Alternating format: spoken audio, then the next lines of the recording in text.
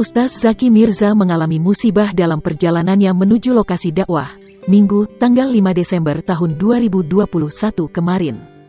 Informasi tersebut diketahui Tribun News dari unggahan video singkat Ustaz Zaki di akun Instagram pribadinya @zakimirza_.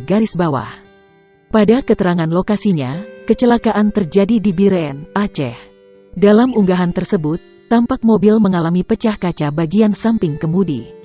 Diduga mobil yang ditumpangi Ustaz Zaki ditabrak dari samping. Saat kejadian, pria kelahiran tanggal 8 November tahun 1979 duduk di samping kemudi. Untung nggak ini, cuma pecah kaca doang, ucap Ustaz Zaki dalam video. Unggahan tersebut langsung dibanjiri komentar para sahabat, artis dan rekan-rekan sesama dai. Pedangdut Iis Dahlia juga tampak memberikan komentarnya. Iis Dahlia khawatir lantaran kaca mobil yang ditumpangi sang ustaz pecah. Ia berharap Ustaz Zaki dan timnya selalu dalam lindungan Allah SWT.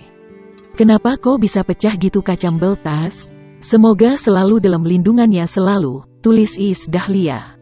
Iis Dahlia khawatir lantaran kaca mobil yang ditumpangi sang ustaz pecah. Ia berharap Ustaz Zaki dan timnya selalu dalam lindungan Allah SWT.